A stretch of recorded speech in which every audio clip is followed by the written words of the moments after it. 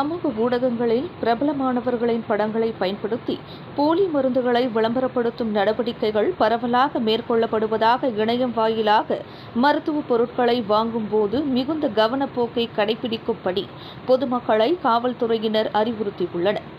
இத்தகைய விளம்பர தந்திரங்கள் பொதுமக்களுக்கு குழப்பத்தை ஏற்படுத்துவதோடு அந்த மருத்துவ பொருட்களை சம்பந்தப்பட்ட பிரபலங்கள் தயாரிப்பது போன்ற தோற்றத்தையும் ஏற்படுத்துகிறது என்று புக்கிட் அமான் வர்த்தக குற்றப்புலனாய்வுத்துறை டத்தோ ஸ்ரீ ரம்லி முகமது யூசப் கூறினார்.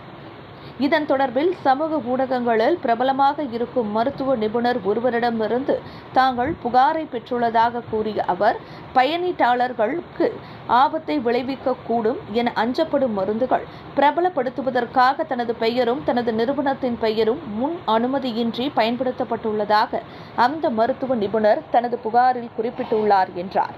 பொதுமக்களை குழப்பும் மற்றும் அவர்களை கவர்ந்திழுக்கும் நோக்கில் மருத்துவ பொருட்கள் தொடர்பான விளம்பரங்களை வெளியிடுவது பொறுப்பற்ற செயல் என்பதோடு அவ்வாறு செய்வது சட்டப்படி குற்றமாகும் என்று அவர் அறிக்கை ஒன்றில் தெரிவித்துள்ளார். இணையம் அல்லது சமூக ஊடகங்கள் வாயிலாக மருத்துவ பொருட்களை வாங்க விரும்புவோர் அதன் தொடர்பில் சுகாதார அமைச்சிடம் உரிய தகவல்களை பெறும்படி பொதுமக்களை அவர் கேட்டுக்கொண்டார். விலையில் மேலும் செய்திகளை தெரிந்து கொள்ள கீழே இருக்கும் பெல் பட்டனை அழுத்துங்கள். உங்கள் ஆதரவை வெளிப்படுத்த லைக் மற்றும் ஷேர் செய்யுங்கள். தொடர்ந்து விண்வெளியுடன் உங்கள் பயணத்தை தொடர்ந்திருக்க சப்ஸ்கிரைப் செய்யுங்கள்.